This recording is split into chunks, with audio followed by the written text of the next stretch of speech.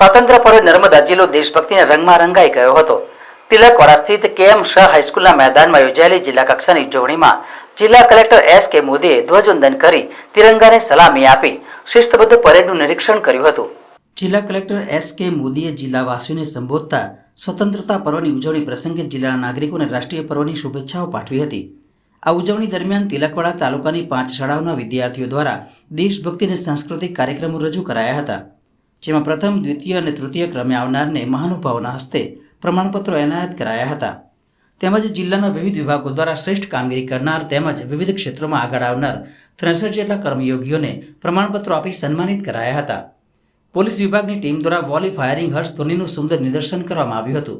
આ વેળાએ તિલકવાડા તાલુકાના વિકાસ માટે જિલ્લા કલેક્ટરના હસ્તે ₹25 લાખનો ચેક મામલતદાર આર્યને અર્પણ કરાયો હતો.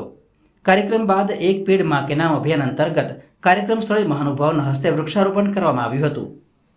79મી સ્વતંત્ર દિવસની જે ઉજવણી તિલકવાડા મુકામે કરવામાં આવી છે, જેમાં લોકોએ ઉત્સાહભેર ભાગ લીધો.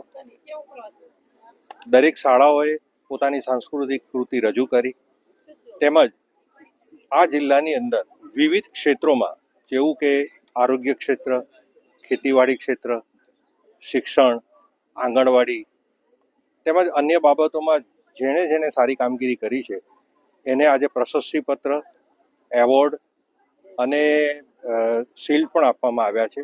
જેના પાછળનો એક જ આશય છે કે આવા પવિત્ર દિવસે આપણા કર્મચારીઓનું, આપણા અધિકારીઓનું જો સન્માન કરવામાં આવે તો મોટિવેટ થાય અને ખૂબ સારી કામગીરી કરીને આપણા જિલ્લાને અગ્રેસર બનાવે.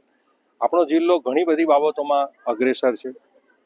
જે એસ્પિરેશનલ ડિસ્ટ્રિક્ટ તરીકે આપણે જે સમગ્ર ગુજરાતની અંદર ખૂબ સારી કામગીરી કરીને નંબર મેળવ્યો છે, એવી જ રીતના આગામી દિવસોમાં પણ આપણે 100% ગ્રાન્ટનો સારામાં સારો વિકાસ કરી અને નર્મદાને વિકસિત નર્મદા તરીકે લઈ જવા માટે પદાધિકારીશ્રીથી લઈને અધિકારીશ્રીથી લઈને પ્રજાજનો શિરમોર પર છે.